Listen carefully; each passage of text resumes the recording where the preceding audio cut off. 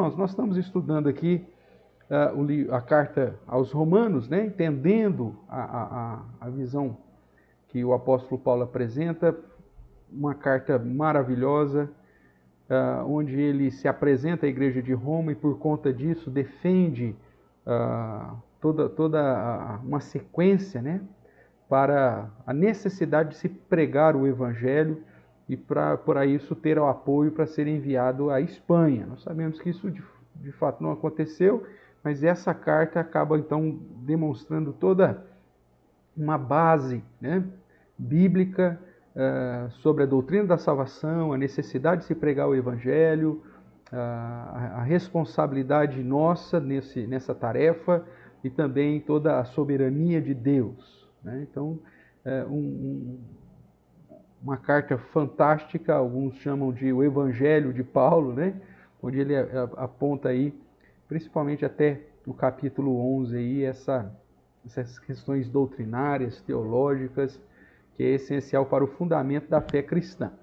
E depois do capítulo 12 em diante, aí ele entra nas questões práticas, né? Que essas doutrinas que ele está tratando até agora devem conduzir a igreja, e o próprio apresentação aí, a necessidade de ajuda para a obra missionária. Então, eu convido você a abrir a sua Bíblia, lá em Romanos, capítulo 9, que é o texto que vamos trabalhar nesta noite. Enquanto você abre lá, então, Romanos, capítulo 9, agradecendo também a presença da Margarete, do Ricardo, Rodolfo, Rebeca, também da Vera, do nosso irmão Zé Luiz. Que Deus esteja nos abençoando a todos aí, tá bom? Então vamos lá, Romanos capítulo 9. Paulo ainda tratando, né, das questões da salvação. Ele já apresentou até o capítulo 8 sobre a realidade, né, da ação monergista de Deus na salvação do homem. De um modo bem simplista, bem resumido. Então Paulo se apresenta à igreja de Roma como apóstolo, como o enviado, né, do Senhor Jesus, que tem como objetivo e tem como base pregar o evangelho, que para Paulo e para todos nós, mas é apresentado por Paulo como o poder de Deus para a salvação, tanto dos judeus quanto dos gregos, apontando aí a realidade dos gregos ou dos gentios. Lembrando que eles estavam num mundo de cultura helenística, então tanto grega quanto romana. Então o que ele está dizendo é que a salvação é tanto para os gregos ou gentios como para os judeus. E o evangelho é o meio disso, é o poder de Deus para essa salvação. Feito isso, então ele mostra que o homem natural, mesmo tendo a revelação especial de Deus através da criação, essa revelação revela a existência de um Deus, mas ela não tem caráter salvífico. E por isso o homem despreza a revelação a revelação geral de Deus e consequentemente, segue a sua própria inclinação. E Deus entrega o homem, portanto, às suas próprias paixões, e ele só vai um pecado pior do que o outro. E então eles precisam ouvir o evangelho porque a revelação geral não é suficiente, eles precisam da revelação especial, essa é a ideia.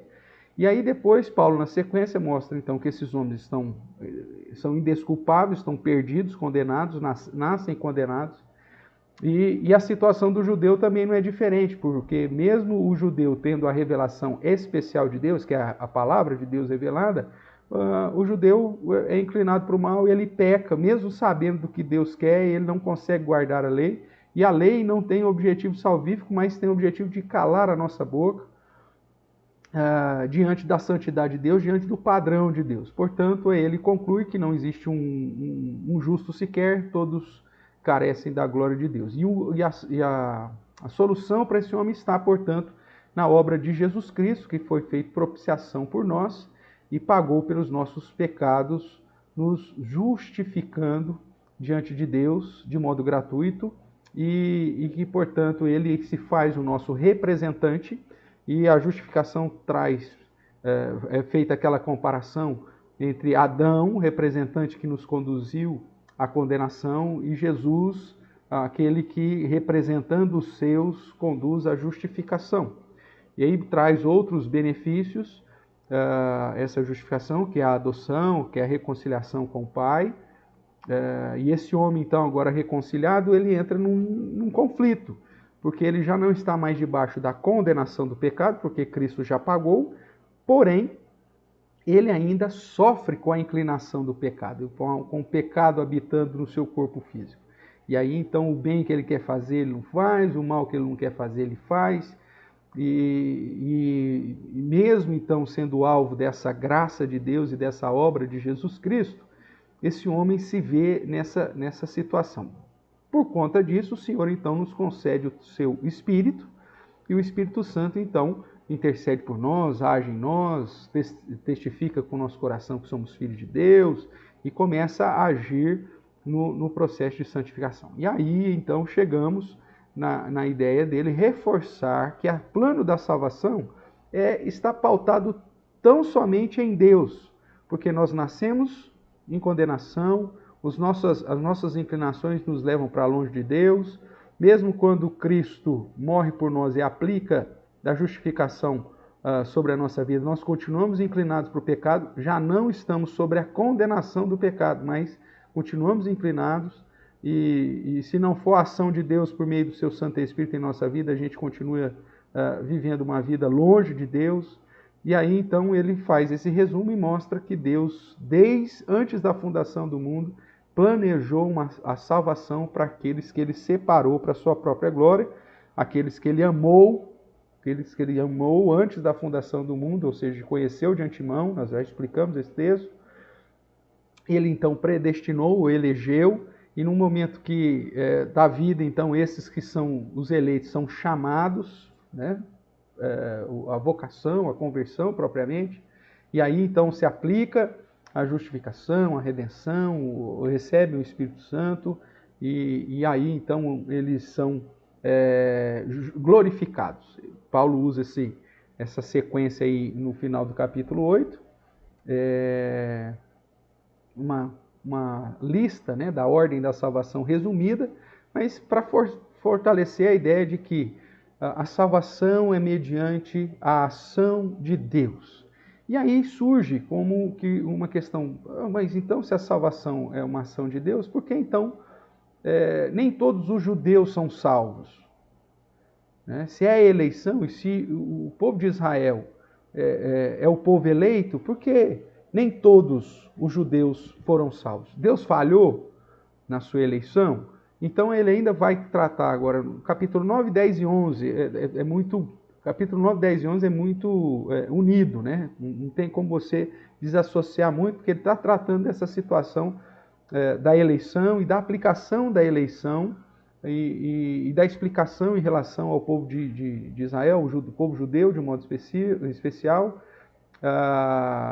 para então referendar que a eleição de Deus não falhou para com o povo judeu, mas cumpriu rigorosamente com aquilo que Deus determinou. Tá certo?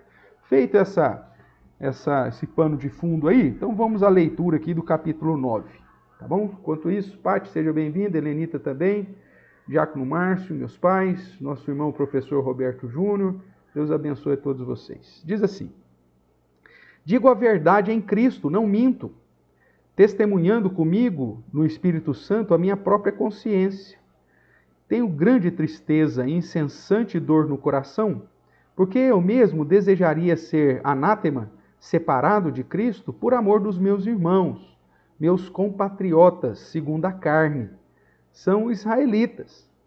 Pertence-lhe a adoção e também a glória, as alianças, a legislação, o culto e as promessas. Deles são os patriarcas e também deles descendem o Cristo, segundo a carne, o qual é sobre todos, Deus bendito para todos sempre. Amém.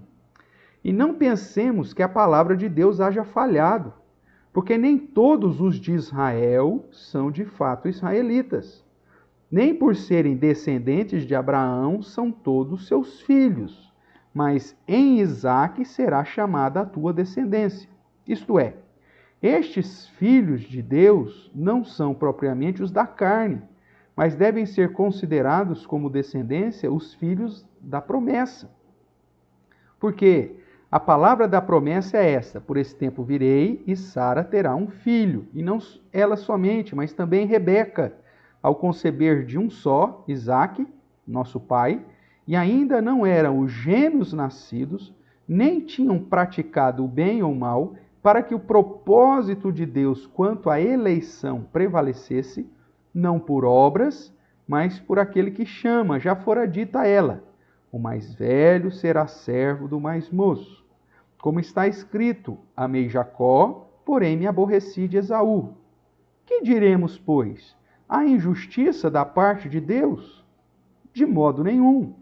Pois ele diz a Moisés: terei misericórdia de quem me aprouver ter misericórdia, compadecer-me-ei de quem me aprouver ter compaixão.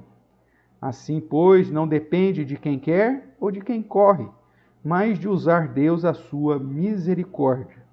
Porque a Escritura diz a Faraó: para isso mesmo te levantei, para mostrar em ti o meu poder e para que o meu nome seja anunciado por toda a terra. Logo, tem ele misericórdia de quem quer e também endurece a quem lhe apraz. Tu, porém, me dirás: de que se queixa ele ainda? Pois quem jamais resistiu à sua vontade? Quem és tu, ó homem, para discutires com Deus? Porventura pode o objeto perguntar a quem o fez: por que me fizeste assim? Ou não tem o oleiro direito sobre a massa, para do mesmo barro fazer um vaso para honra e outro para desonra?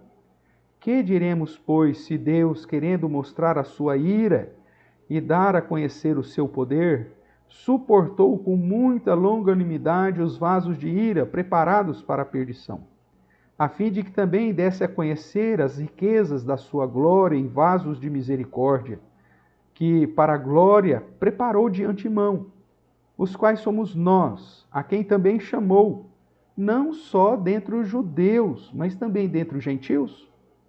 Assim como também diz em Oséias: chamarei povo meu ao que não era meu povo, e amada a que não era amada. E no lugar em que se lhes disse: vós não sois meu povo, ali mesmo serão chamados filhos do Deus vivo. Mas, relativamente a Israel, dele clama Isaías: ainda que o número dos filhos de Israel seja como a areia do mar, o remanescente é que será salvo. Porque o Senhor cumprirá a sua palavra sobre a terra, cabalmente e em breve. Como Isaías já disse: se o Senhor dos exércitos não nos tivesse deixado descendência, ter-nos-íamos tornado como Sodoma e semelhantes a Gomorra. Que diremos, pois?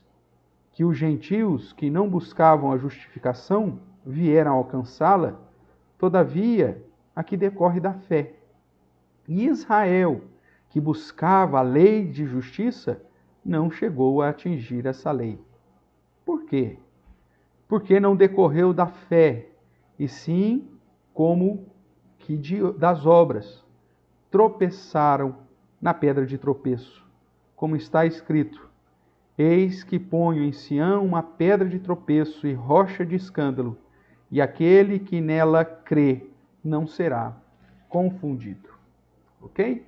Então, irmãos, essa é a sequência lógica, né, dentro dessa ação do apóstolo Paulo, de apresentar aqui sobre a salvação como uma ação exclusiva de Deus, mostrando que, em relação à eleição de Israel, o fato de nem todos os judeus serem salvos é porque está dentro desse plano de Deus.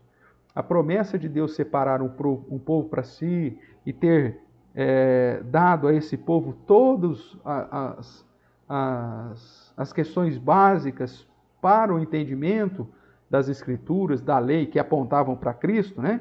Como ele diz no verso 4, pertences à adoção, o fato de Deus ter separado eles para a sua glória, as alianças, aliança desde os patriarcas e tudo mais, né? A legislação, o culto e as promessas, apesar de Deus ter usado esse povo para ser um instrumento, inclusive do nascimento do próprio Cristo, como ele diz, né?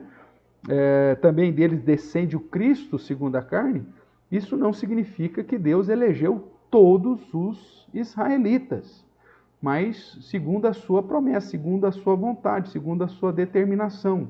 Como ele diz, não depende de quem quer ou de quem corre, mas de Deus usar da sua misericórdia. E mesmo aqueles que receberam a palavra de Deus e a lei do Senhor e lutaram para tentar satisfazer essa lei através das obras, viram que isso é insuficiente. É o que ele fala no final, né? O gentil, que não sabia de nada, que não esperava nada, foi alcançado por essa graça irresistível, porque é Deus que elege, é Deus que ama antes da fundação do mundo, é Deus que determina. Ele é o Deus, o oleiro, que tem direito de fazer o que quiser com a massa, né? Enquanto que Israel, que buscava a lei da justiça, não chegou a atingir essa lei. Por quê? Porque ele não decorre da fé, mas decorreu de uma tentativa de atingir essa lei, como que por obras. E por obras ninguém pode ser justificado, porque a justificação vem mediante a obra de Jesus aplicada sobre nós gratuitamente, por sua graça, mediante a fé, e uma fé que o próprio Deus nos deu.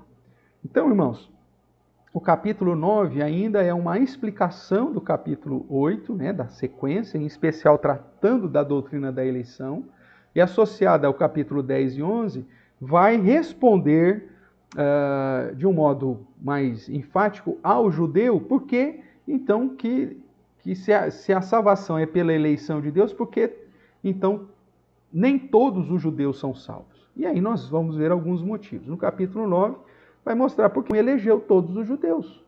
Não foram todos escolhidos, né? O verso 6 diz assim: e não pensemos que a palavra de Deus haja falhado, porque nem todos os de Israel são de fato israelitas, nem por serem descendentes de Abraão são todos seus filhos, mas em Isaque será chamada a tua descendência. Então, não é pelo simples fato de ser descendente dos judeus que você já tem carimbado a salvação. Não. Mesmo dentre os judeus, Deus separou alguns para a salvação e endureceu outros. A ideia lá da dupla, né, eleição, que nós tratamos também na sequência do capítulo 8, que eu particularmente me inclino para o fato de que Deus não há necessidade de escolher quem vai para o inferno, porque aqueles que já estão condenados já estão lá, mas no sentido do endurecimento, né, de fechar os olhos, de fechar os ouvidos, de modo que as pessoas olhem, mas não vejam, escutam, mas não entendam. Então, isso tudo bem, dentro da perspectiva bíblica. Deus não abre o entendimento dessas pessoas, como nós também, como estávamos mortos espiritualmente, não enxergamos nada até Deus trazer aí a sua iluminação e abrir o nosso entendimento e nos tocar de modo gracioso e irresistível para que a gente pudesse reconhecer o nosso próprio pecado e crer em Jesus como nosso Senhor. Tá bom? Então, vamos lá, vamos entender então um pouquinho mais aqui o capítulo 9 e um pouquinho mais sobre essa questão da doutrina da eleição. Enquanto isso, quero aí agradecer também a presença do Léo, também a Isabel Blanco, o presbítero Dimas, o Cezinha, que Deus abençoe aí.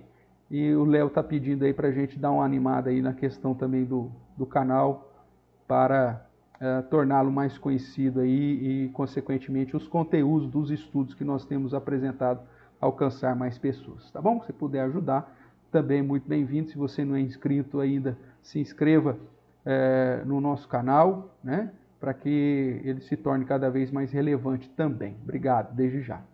Então vamos lá, irmãos. O capítulo 8 de Romanos termina com a declaração maravilhosa, que a salvação dos eleitos é garantida pela soberania e decreto de Deus. Nós somos salvos porque Deus nos amou antes da fundação do mundo, Ele nos conheceu de antemão, nós estudamos essa expressão, e nos predestinou. A salvação não está em poder do próprio homem, em decidir o que ele vai fazer, e nem das suas próprias obras. Nós falamos que se a salvação dependesse da minha fé, do fato de eu crer, e isso se essa fé nascesse de mim mesmo, consequentemente, então, Deus teria colocado um motivo para a minha salvação. Então, a salvação seria por mérito. Olha, o Everton teve fé, então ele merece a salvação. Mas eu estou morto espiritualmente, eu não consigo nem crer, né? Não existe fé, a fé salvadora em mim. Então nós vemos que toda a ação de Deus. Eu sei que nós já tratamos disso em outros momentos, né? Mas eu quero aproveitar aqui um parênteses rapidinho para relembrar essa questão da fé. Eu, particularmente, toda vez que falo isso, gosto de mencionar que a Bíblia nos apresenta 4 tipos de fé, ou pelo menos 4 tipos de fé. Você vai encontrar na Bíblia a fé como uma crença, né? As pessoas têm fé, né? Elas creem na perspectiva, até por conta da lei de Deus gravada no coração, do senso de Deus que é inato no homem, como criatura de Deus. Então o homem crê. E até o diabo crê e treme. Então você tem a fé como crença, com uma perspectiva natural e que não necessariamente nos direciona para crer no verdadeiro Deus. Por isso que o ser humano é um ser religioso. Ele tem fé, faz parte da essência dele, é inato essa fé como crença, que não faz diferença nenhuma, porque é algo que não vai me conduzir à salvação e ao entendimento pleno da verdade. Também nós vemos a Bíblia nos apresentando a fé como virtude, né? A capacidade de acreditar que as coisas vão melhorar, a capacidade de acreditar que quando eu tenho o entendimento de Deus, que Deus é aquele que vai me sustentar e vai cumprir com as suas promessas. A fé, ou seja, o ser humano como crédulo, na perspectiva de uma virtude, né? Como uma pessoa tem outras virtudes também. Inclusive Paulo vai colocar a fé como uma das principais virtudes, né? Junto com o amor ou com a caridade e a esperança, né? Isso lá em 1 Coríntios vai ficar claro. Lá o amor é colocado como dom, mas não é uma virtude, né? Nós já trabalhamos isso também. Dos 3, o amor, a fé e a esperança. E a mesma característica que você vê na igreja de Tessalônica. A igreja de Tessalônica se torna uma igreja modelo porque ela tem uma fé operosa, um amor abnegado e uma esperança firme. Veja, essas 3 virtudes que faz dela uma igreja modelo. Uma outra situação relacionada à fé, que também está apresentada em 1 Coríntios, capítulo 12, 13 e 14, é a fé como dom, um dom espiritual. Que aí somente os crentes possuem essa fé como dom, essa fé como instrumento de confiança, de dependência, de fidelidade a Deus e a sua palavra. Então tem crentes que recebem, além de ter a fé como virtude, recebe a fé como dom, né? Tem crente que é extremamente desanimado, tem outros que não, vão firme. A obra do Senhor muitas vezes passa por situações adversas, e aí crentes que têm esse dom da fé estão ali sempre fortalecendo os demais e sustentando o desanimado, amparando, porque a sua fé é fantástica. E a quarta fé é a chamada fé salvadora, que é a ação de Deus no coração do eleito, abrindo-lhe o entendimento para que, à medida que ele ouve a palavra, o evangelho da salvação, ele creia naquilo. Ele entenda que é pecador, ele reconhece a sua condição e reconhece, portanto, a obra de Deus em seu favor. Essa fé salvadora nos é apresentada de uma maneira mais clara lá em Efésios, capítulo 2, e eu já chamei sua atenção para isso também, que eu particularmente prefiro a tradução do verso 8, né, que somos salvos pela graça, né, mediante a fé. Esta fé não vem de vós, é um presente de Deus. A palavra dom lá, muitas vezes confunde a fé como o dom da fé, e é distinto. Mas é um presente de Deus, é uma ação graciosa de Deus em abrir o meu coração para o entendimento sobre o Evangelho. Então, a fé como crença, a fé como virtude, a fé como dom e a fé salvadora, que é essa ação de Deus sobre a vida dos eleitos para abrir o entendimento, para iluminar a mente à medida que ele ouve o Evangelho, e aí então ele reconhece a sua condição, ele se arrepende e crê na obra que o próprio Deus fez através do seu Filho Jesus Cristo. Então, irmãos, você pode encontrar pessoas que têm a crença, né? e que dizem que creem em Deus e que tudo mais, né? Como eu brinco, né? Tira até os velhinhos, né? Você crê em Deus, meu senhor? Eu tiro até o chapéu, creio em Deus, aquela coisa toda, mas isso é uma crença normal, vazia, que é inata no ser humano, que é influência do senso de Deus e da semente da religião gravada no nosso coração.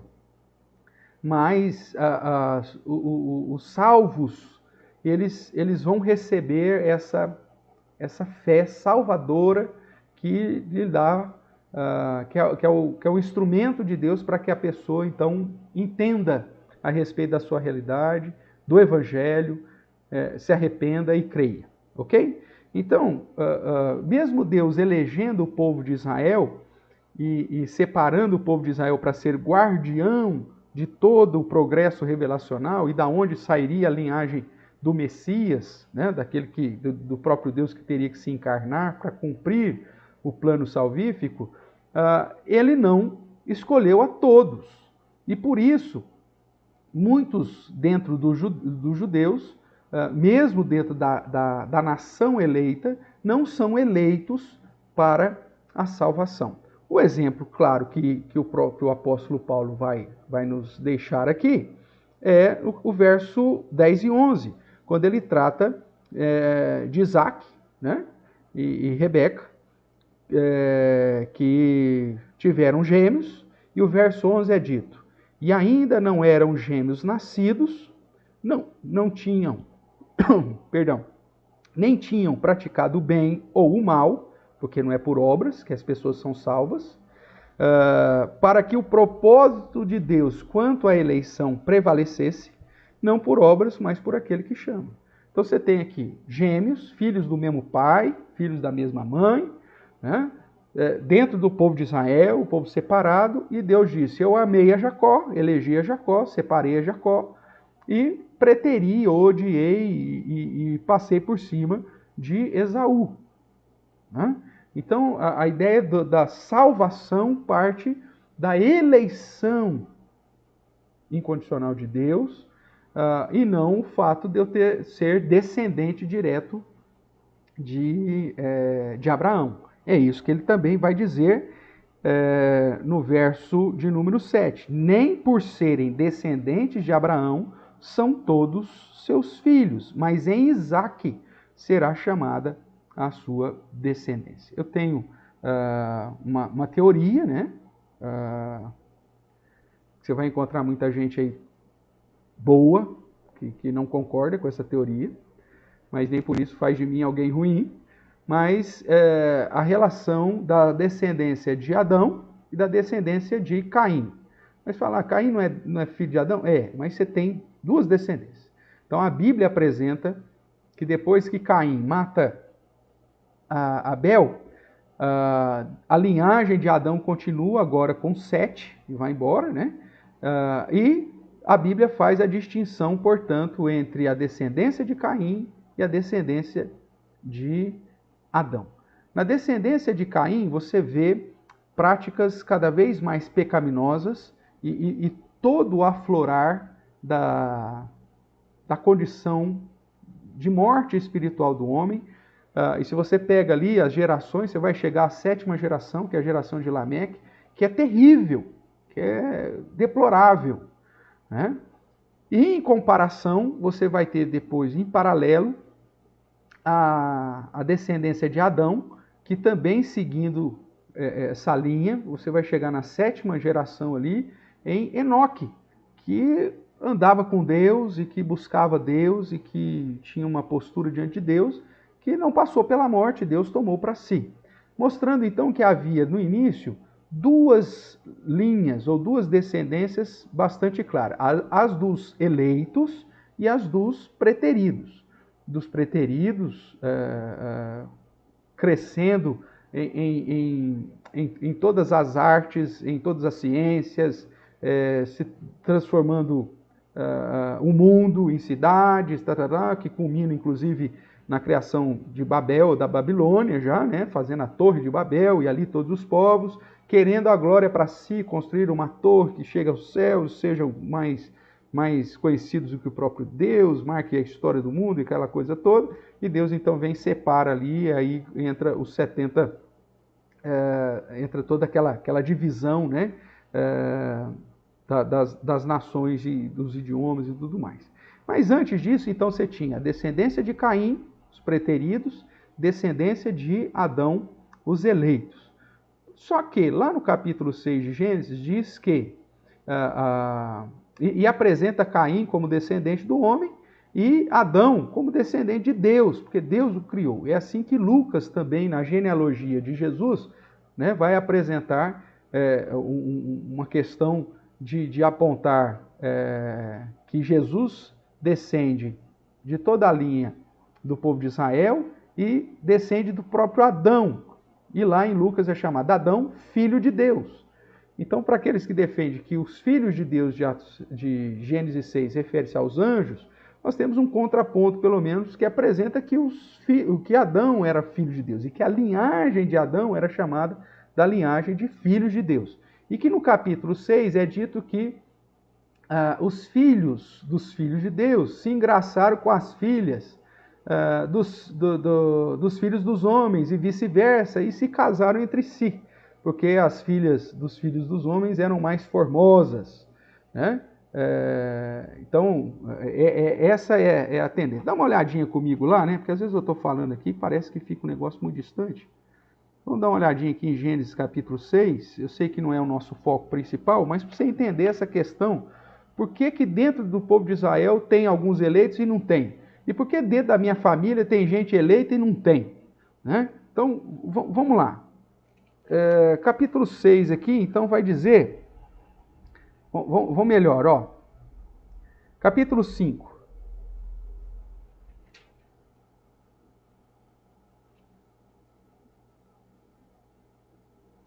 Vai falar, capítulo 5, este é o livro da genealogia de Adão, no dia em que Deus criou o homem e a semelhança de Deus o fez. E aí, então, vem toda a genealogia, né? E aí, nós chegamos nessa genealogia, passando por Lameque, chega até Noé. Tudo bem? E no capítulo 4, você tem a ideia dos descendentes de Caim. Verso 16 do capítulo 4 diz: retirou-se Caim da presença do Senhor e habitou na terra de Nod, a origem do Éden, e coabitou Caim com sua mulher, ela concebeu, deu à luz a Enoque, Caim edificou uma cidade, chamou Enoque, o nome do seu filho. Enoque nasceu Irade, Irade Meujael, Meujael Metusael, Metusael a Lameque. Lameque tomou para si 2 esposas, uma era Ada, outra Zilá. Aí tem os filhos, Jabal e Jubal, e depois Tubal-Caim, que era artífice, enquanto que Jabal era quem habitava em tendas, possuía gado, Jubal os músicos, Tubal-Caim os artífices de instrumento cortante e tal, e Lameque matou um homem porque ele feriu, um rapaz porque pisou, 7 vezes tornará a vingança de Caim, Lameque, porém, 70 vezes 7. Ou seja, e aí mostra que a descendência de Caim, portanto, era uma descendência má, uma descendência que estava caminhando para longe de Deus. A descendência de Adão se aproximava para perto de Deus.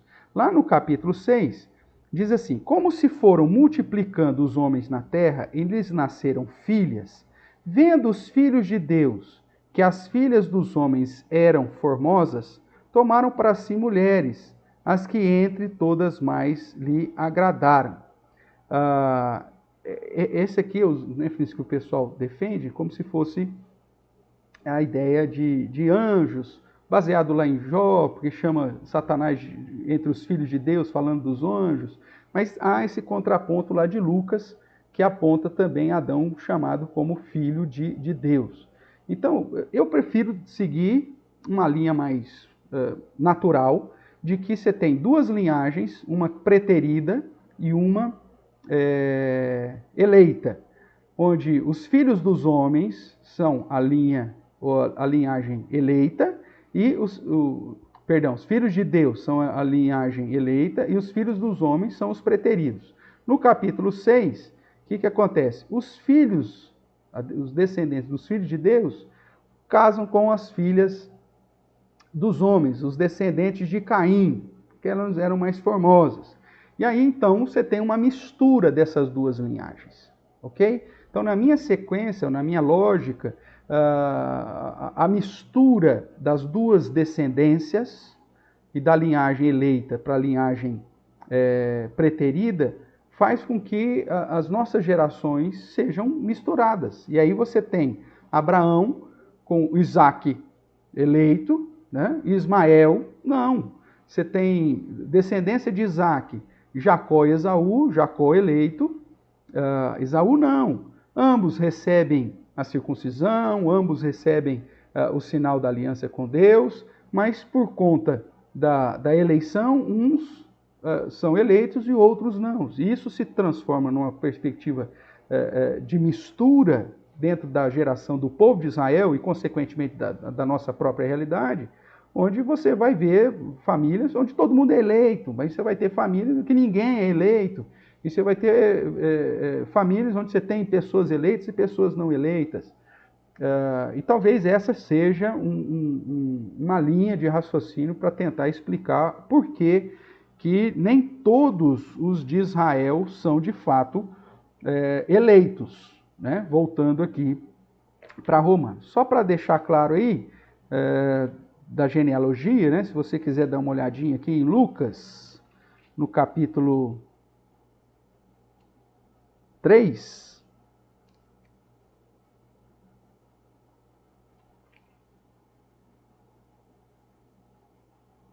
Lucas capítulo 3, que vai falar da genealogia de Jesus, lá no final, no último versículo, que ele faz de trás para frente, né?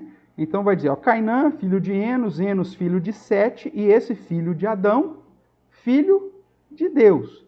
Então, os filhos de Deus são os descendentes de Adão. Seria, até pelo menos Gênesis 6, uma linhagem eleita, né? E que depois de Gênesis 6 mistura com as descendentes dos filhos dos homens, que são os filhos de Caim, e portanto essa distinção. É lógico que é uma hipótese, uma tese, né? Que eu estou apresentando. Você vai encontrar muita gente que não segue essa linha, mas na minha perspectiva, eu acredito que essa seja uma das maneiras para explicar porque dentro do povo de Israel nem todo mundo é eleito. E para explicar por que dentro da própria realidade dos gentios também não somos, porque somos todos, então, descendentes dessa mistura das duas linhagens. Tudo bem, irmãos? Vamos ver aqui. Cezinha colocou alguma coisa. Pastor, é por isso que Jesus disse que a mulher do poço, que a salvação vem dos judeus? Sim, sim. Aqui referindo-se à ideia de que o Messias viria da descendência natural dos judeus. Boa noite, Val. Deus abençoe também. Mas vamos lá. Então, irmãos, o capítulo 8, ele termina com essa declaração que a salvação dos eleitos é garantida pela soberania de Deus e o decreto de Deus. Sendo assim, nada e ninguém pode nos separar do amor que nos dá a salvação em Cristo Jesus. É desse modo que termina. E aí, então, o capítulo 9 vai entrar com a ideia de que... Então, por que o povo judeu então não é salvo, né? Então, desse modo, após salientar a ordem da salvação, e como eu já disse, de modo resumido, né? Ele não trata na sequência, ele fala, amou antes da fundação do mundo, ou antemão conheceu, predestinou, chamou, justificou e glorificou. Ele não fala, por exemplo, da adoção, ele não fala da redenção, ele não fala da conversão, ele não fala da santificação, porque o foco dele é mostrar os passos principais até a glorificação, que é estar na presença do Senhor. Então o apóstolo Paulo agora investe esforço para anular qualquer pensamento de que a eleição é algo injusto, né? Lá no verso 14 é dito, depois que ele afirmou, amei a Jacó e aborreci de Esaú, o próprio Paulo pergunta, que diremos, pois? Há injustiça da parte de Deus quanto à eleição? Que é o que o verso 11 disse, né? Que Deus escolheu Jacó e elegeu Jacó, não por obras, mas por aquele que chama. Há injustiça da parte de Deus nesse processo da eleição? E o próprio Paulo já responde de imediato, de modo nenhum. E aí Paulo vai reforçar a soberania de Deus como a base para ele aplicar esse modo, né, de eleição. Então o apóstolo Paulo investe esforço para anular qualquer pensamento de que a eleição é algo injusto.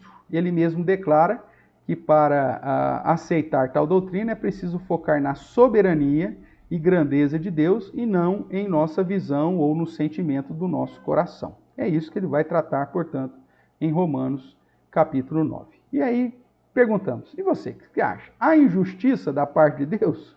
Mesmo a Bíblia dizendo que não há de modo nenhum, mas talvez você fale, mas é injusto. E aí, então, eu preciso repensar aquela historinha nossa, né, lá dos devedores que nós mandamos para o SPC, lembra da história? Né? Todos estavam devendo, então era justo mandar para o SPC.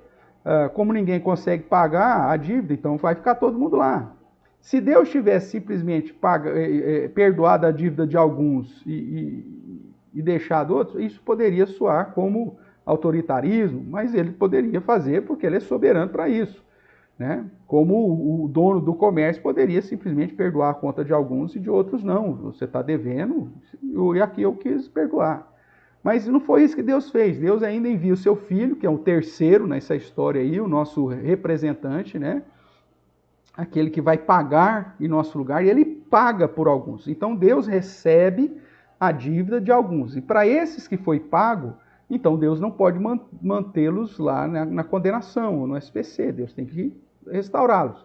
E para aqueles que não foi pago, eles continuam lá de modo justo. E aqueles que não receberam essa graça não pode reclamar com Jesus, porque Jesus pagou pela graça. Ele não tinha nenhum motivo para pagar. Então, irmãos, dentro dessa lógica, não existe injustiça da parte de Deus. Apesar que Paulo vai seguir a ideia de que não há injustiça de Deus pelo fato de Deus ser soberano. E pronto, acabou. Né? Então, o capítulo 9 trata da dificuldade em compreender a doutrina da eleição, em especial sua aplicação na vida dos israelitas. Paulo usa aí um método lógico e progressivo, né, na tentativa de confortar os corações e conduzir-nos a conhecer que Deus é soberano, justo e, inclusive, glorificado através dessa doutrina. Você vê que no início do capítulo 9, o próprio Paulo manifesta que o desejo dele era que todos os seus compatriotas fossem salvos, mas não é. E esses não são salvos e não são de modo justo. Então, mesmo que ele tenha esse sentimento da preservação da raça, ele tem um entendimento pautado na soberania de Deus, na grandeza de Deus e na própria realidade do pecado humano, que é o caminho que Deus determinou, e Deus é Deus para fazer isso. E louvado seja o nome do Senhor, Deus é glorificado nessa situação. Então, o versos de 1 a 5 mostra a dificuldade em saber que nem todos são salvos, né? Em especial dentro da própria nação eleita. Então, Paulo manifesta isso. Ninguém está falando para você que é fácil assim, alguns são salvos, outros não, e está tudo bem, é por isso aí. Não, nós temos o sentimento, o desejo do nosso coração é que todos, né, fossem salvos. Mas, ao mesmo tempo, quando estudamos a realidade, vemos que todos nós merecíamos a condenação. E que se Deus nos mantivesse nessa posição de condenados, seria extremamente justo. Né? E que, ao mesmo tempo, aqueles que se mantêm endurecidos e não reconhecem Jesus como Senhor e seu Salvador, também são responsáveis por essa mesma prática. Nós vamos ver isso aí mais para frente, no capítulo 10 e no capítulo 11. Então, irmãos, a realidade da soberania de Deus em escolher, antes da fundação do mundo, sem ninguém ter cometido obras boas ou más, aponta para a salvação como um ato exclusivo de Deus e que reforça, portanto, que o homem não tem a capacidade nem de se salvar e nem de rejeitar a salvação. Tudo bem até aqui? Lembrando que o chat está aí aberto para que, se você tiver alguma pergunta, alguma colocação, fique à vontade. Do verso 6 em diante, então nós vemos Paulo mostrar que o fato de nem todos os judeus serem salvos não foi por desejo dos homens, ou porque perderam a salvação, ou porque a palavra de Deus falhou. Não, não. Mas para manifestar os propósitos divinos. O próprio Deus separou dentre os judeus pessoas que seriam salvas e outras que não seriam salvas. Né? Do verso 14 em diante, aí nós temos Paulo enfatizando a liberdade de Deus usar a sua misericórdia como lhe apraz. Inclusive de aplicar a sua misericórdia sobre aquele povo que não era o seu.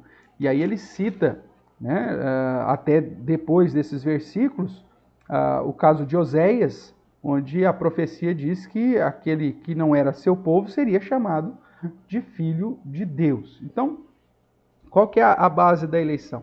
Que o capítulo 9 vai reforçar? A própria soberania, grandeza e majestade de Deus. Ele é o Senhor Criador, Ele é o Deus Todo-Poderoso, Ele que foi alvo da nossa desobediência e, consequentemente, por conta do nosso representante, foi aquele com quem contraímos essa dívida impagável e que, portanto, se ele tivesse mantido todo mundo nessa condição, pronto, acabou, mas ele, na sua grandeza, na sua soberania, resolveu ter misericórdia de uns e manter a sua justiça sobre outros. Os seus atributos são aqui preservados e glorificados, tanto na vida daqueles que são salvos, como na vida daqueles que são preteridos ou que continuam endurecidos e não conseguem enxergar o plano da salvação que o próprio Deus estabeleceu através do seu Filho, que pagou a dívida por aqueles que ele representava. Tudo bem? Então vamos lá, vamos caminhar mais um tiquinho aqui. Do verso 19 até o verso 29, nós temos aí Paulo respondendo o questionamento. Por que Deus reclama, então, se tudo está sendo realizado por sua vontade? Como assim? O verso 19 começa com essa pergunta. Tu, porém, me dirás, de que se queixa ele ainda? Pois quem jamais resistiu à sua vontade? A ideia que Paulo vai apresentar aqui é como se Deus estivesse questionando as pessoas, e essa é a ideia que o Evangelho apresenta, chamando todo mundo para a salvação. Mas por que Deus, então, chama para todo mundo ao arrependimento? Por que o Evangelho tem que ser apresentado para todo mundo? Por que Deus está questionando aqueles que não querem reconhecer o plano da salvação? Se é Ele mesmo que endureceu o coração deles, se é o próprio Deus que determina isso. Veja, essa transição aqui do capítulo, do verso 19, é o início de uma das tratativas mais difíceis, mas ao mesmo tempo essencial para o entendimento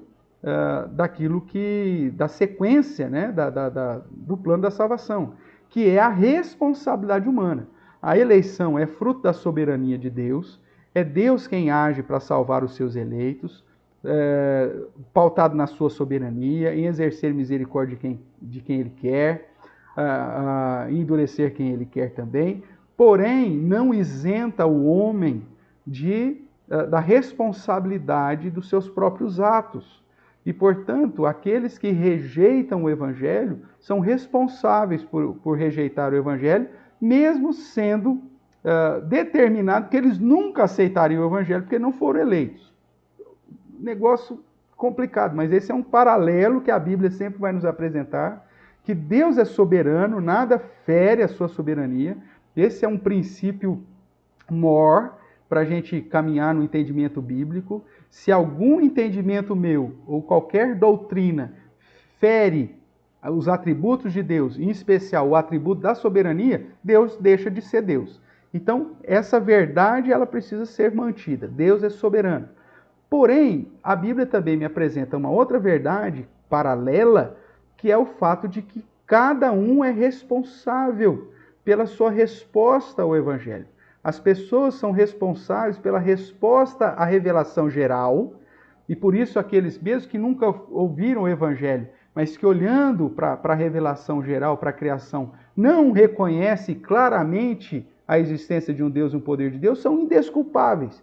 Veja, os homens são responsáveis por não reconhecer a Deus e não se prostrar diante de Deus e não se achegar para a luz de Deus. E são responsáveis por ter amado mais as trevas. Mas sabemos que esses homens nunca amariam a luz porque eles não foram separados para ela. Então, esse conflito entre soberania de Deus e responsabilidade humana, esse é um mistério que nós não vamos conseguir responder ou eliminar qualquer uma dessas verdades. E aí o verso 19 vai nos chamar a atenção para isso. Então, se Deus é soberano, por que ele está reclamando que as pessoas não aceitam a ele? Por que ele pede para evangelizar todo mundo? Seria mais fácil só nos indicar quem são os eleitos e pronto, acabou? Mas aí, então, ele começa a mostrar que nós também somos responsáveis. Isso vai ficar um pouco mais claro no capítulo 10, mas aqui já começa essa essência para apresentar essas duas realidades. Soberania de Deus versus a responsabilidade dos homens. A soberania de Deus determina que somente aqueles que ele separou para a sua própria glória serão alvos da sua misericórdia, alcançados pelo Evangelho e salvos em Cristo Jesus. Fato. Mas o homem é responsável diante da revelação especial de Deus em não glorificá-lo e diante da pregação da revelação especial, ou seja, da palavra de Deus, o homem também é responsável e se ele rejeita esse Evangelho, ele é culpado por sua própria atitude. Então, há uma relação, portanto, entre a soberania de Deus e a responsabilidade humana. Porém, o homem não pode esquecer de quem é e de quem Deus é. O nosso questionamento ele tem limites. Por que Deus elegeu? Aí Paulo falou, meu amigo, cuidado. Não se esqueça que nós somos criatura, nós somos barro. E aí ele então começa no verso 20. Quem és tu, ó homem, para discutires com Deus? Quem és tu para dizer que um Deus soberano é justo ou injusto? Quem és tu para indagar as atitudes soberanas do Senhor Todo-Poderoso? Então vá com calma. Porventura pode o objeto perguntar a quem o fez, por que me fizeste assim? Ou não tem o oleiro direito sobre a massa para do mesmo barro fazer um vaso para honra e outro para desonra? Se Deus é o soberano, ele quis mostrar a sua ira e dar a conhecer o seu poder nos vasos preparados para a perdição, ponto, acabou, ele continua sendo Deus e cuidado que nós somos só objeto nessa história e homem para discutir com ele. E se Deus quis usar da sua misericórdia para a sua glória e preparou o vaso para a glória, também é fruto da sua soberania. Então, nosso questionamento ele tem limites. Eu posso até querer compreender com esse processo da soberania de Deus na eleição dos seus. Ótimo. Mas quando eu confronto a ação soberana de Deus, eu estou confrontando o próprio Deus e Paulo aqui ele coloca como um limite que nós não podemos ultrapassar. Se a palavra de Deus, se a Bíblia diz que esse é o método que Deus determinou na sua grandeza e soberania de amar alguns antes da fundação do mundo, sem que essas pessoas tivessem realizado bem ou mal e escolhido tais pessoas para serem salvas, olha, o limite está aqui, é só para nós compreendermos e não para questionar a ação soberana de Deus e nem podemos também negligenciar a nossa própria responsabilidade. Tá bom? Vamos lá, o Léo acho que tem aqui uma colaboração. Um problema é que hoje as pessoas tentam compreender Deus e a sua glória, mas isso é impossível. Deus não cabe na mente humana, é fato, né?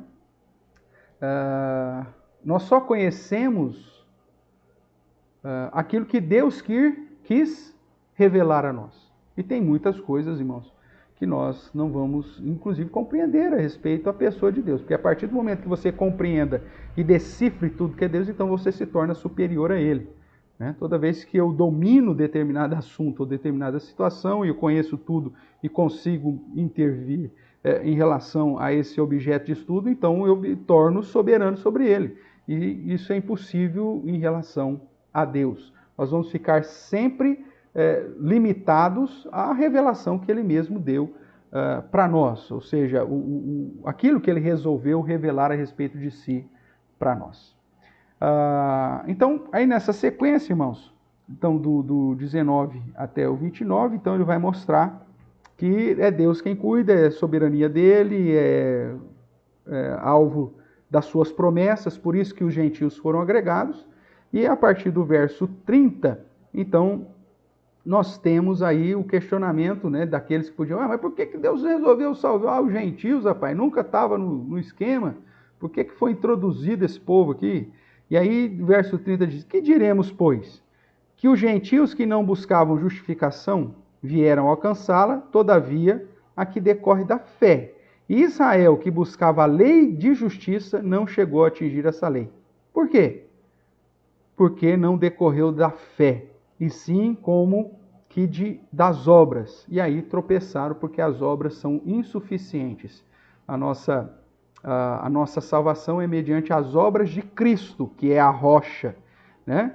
E essa pedra que os judeus tropeçaram, né? Eis que põe em Sião uma pedra de tropeço e rocha de escândalo, e aquele que nela crê não será confundido. Então, essa rocha aponta para Cristo, essa pedra aponta para Cristo, e os judeus justamente tropeçaram nisso porque se sentiam capazes de se justificar a si mesmo. E a lei não tem essa capacidade, e o homem muito menos essa capacidade, porque são pecadores e sempre estão falhando na lei, e porque os judeus tentaram chegar à salvação mediante as obras, eles tropeçaram. Enquanto que os gentios são alcançados pela graça, né? Que é o meio que Deus determinou para a salvação, para exaltar a sua grandeza. Um verso interessante que a gente vai estudar daqui a pouquinho, né, mais à frente, no verso 11, capítulo 11, melhor dizendo, o verso 6, sintetiza isso. Dá uma olhadinha comigo lá, capítulo 11, o verso 6. Ele vai dizer assim, e se é pela graça, já não é pelas obras. Do contrário, a graça já não é graça. Se tivesse um mínimo de obras para que você fosse eleito, já não era graça. Se Deus tivesse determinado a sua eleição pautado em saber quem creria, quem teria fé, então já seria algo que você fez, então já não é graça, seria o seu mérito. Então, a graça, irmãos, ela coloca em definitivo uma ação de salvação somente no próprio Deus. Ok?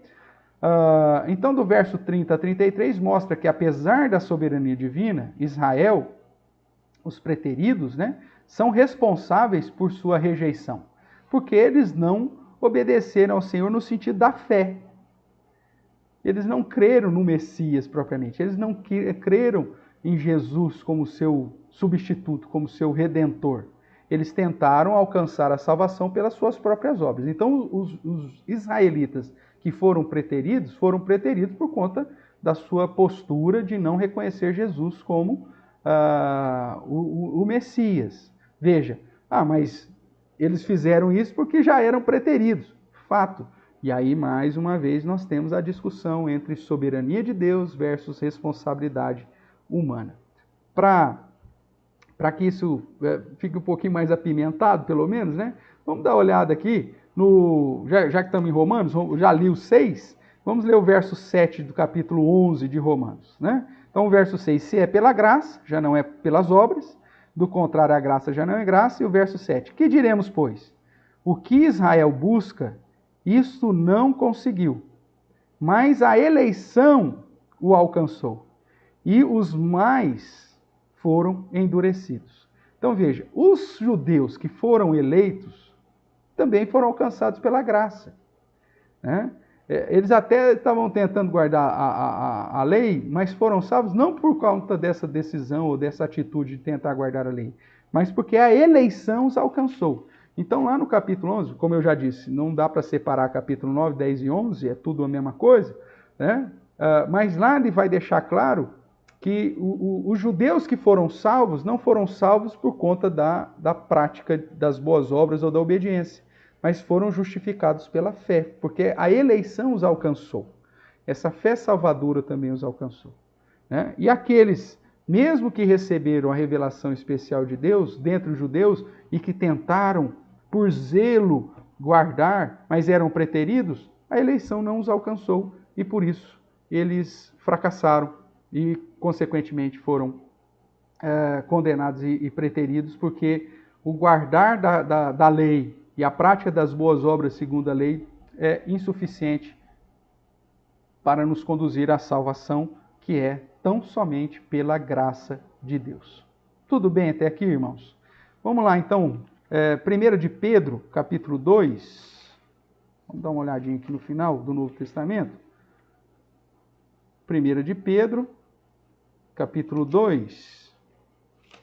O verso é de número 8. Falando aqui da pedra de tropeço, né?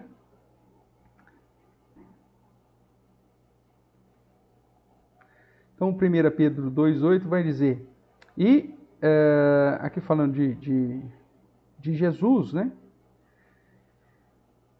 Vamos lá, verso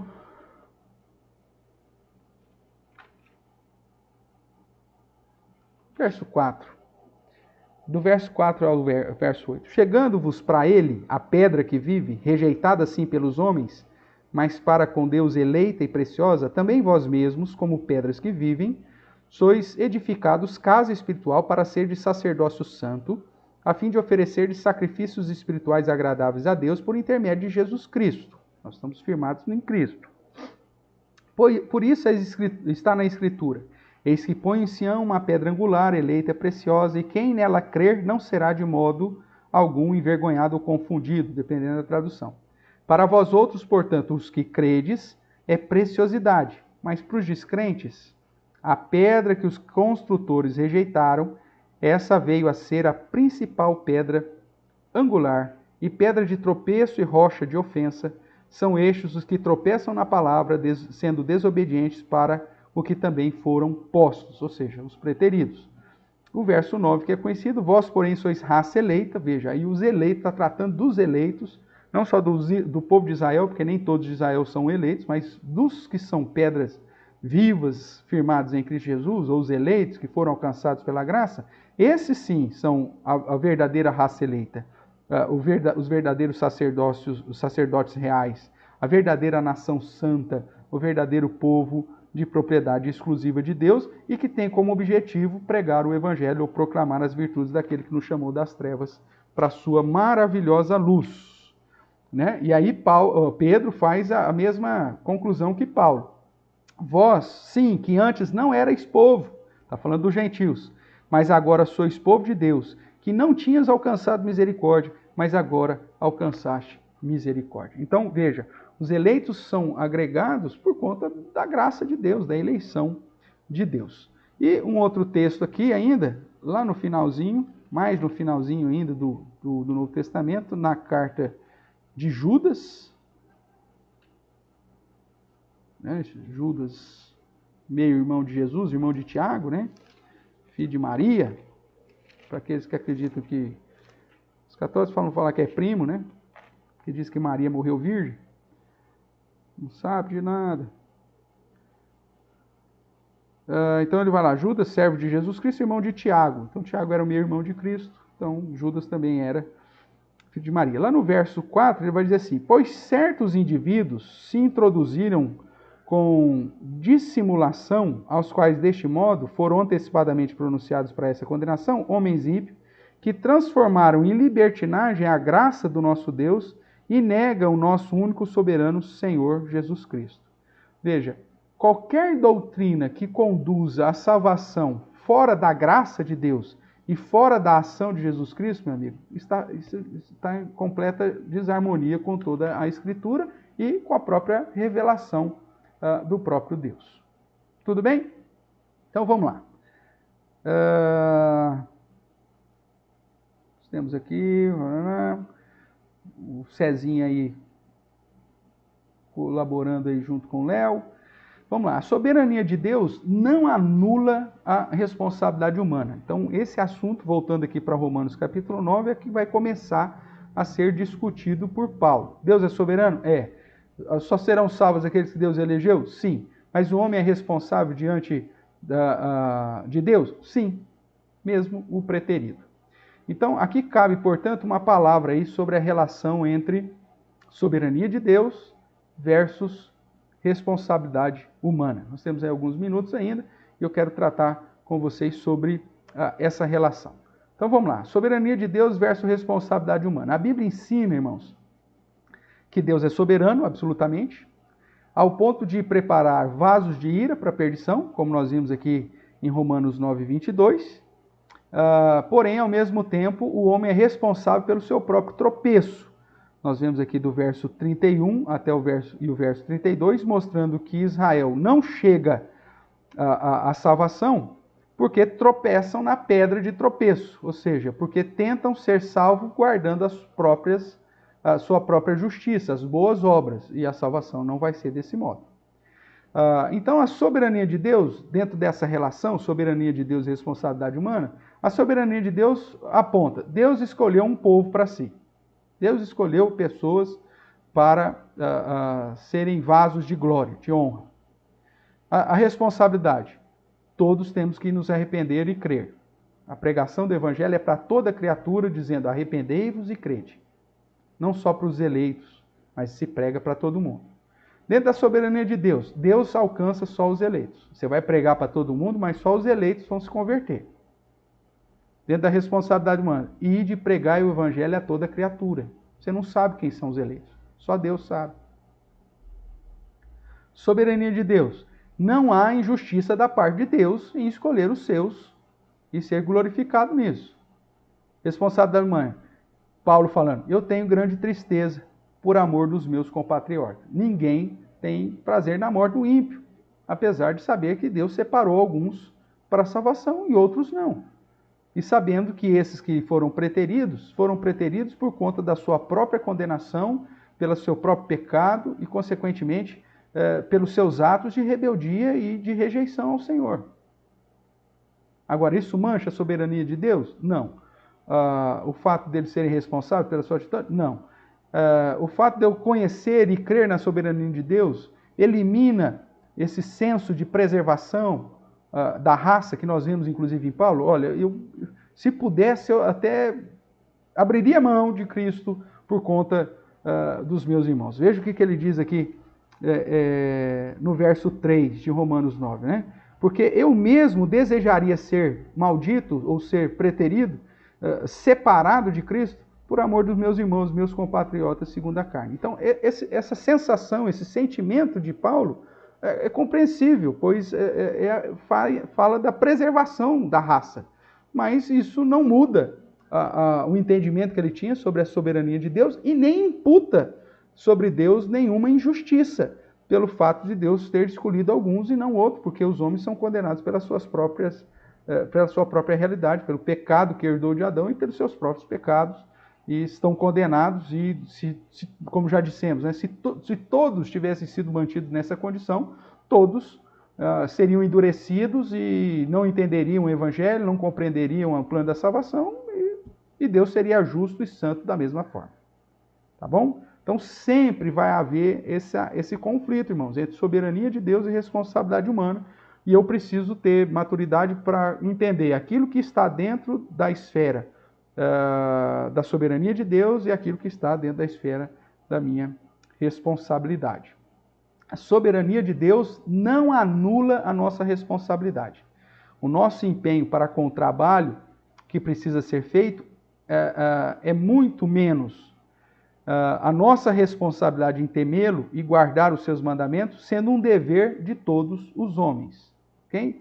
Então veja, a soberania não anula a nossa responsabilidade. Da mesma forma que a gente vai ver depois no capítulo 10, a ideia é que é o seguinte, então se Deus já elegeu, eu não preciso pregar para ninguém. Aí que está justamente o contrário.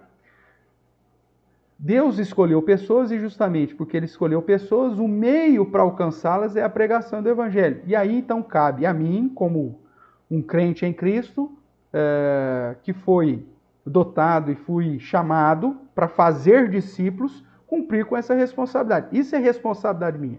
É lógico que se eu falhar nessa minha responsabilidade, Deus vai usar os seus meios para alcançar os seus eleitos. Alguém vai obedecer. Mas eu sou responsável por pregar o Evangelho, por cumprir a missão que Ele me deu. E a questão de temer e obedecer a Deus não é só uma responsabilidade sobre os crentes, mas sobre todos os homens.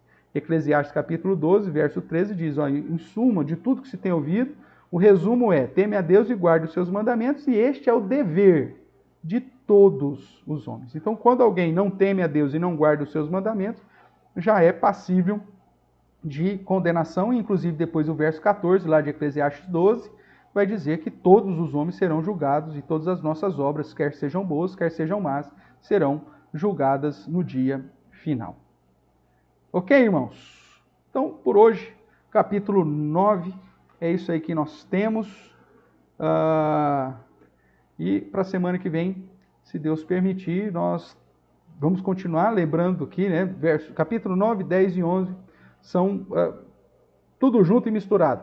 Ele vai continuar falando dessa realidade dos israelitas e da responsabilidade, dessa soberania de Deus, da responsabilidade humana, mostrando que Deus é o agente de toda a salvação, mas determinou que é por meio da pregação do Evangelho que as pessoas, que os eleitos serão alcançados. Como eu não sei quem são os eleitos, eu tenho que pregar a toda a criatura. É a ideia que Paulo está apresentando para a igreja de Roma. Por que ele tem que ir lá para a Espanha, pregar para aquele povo?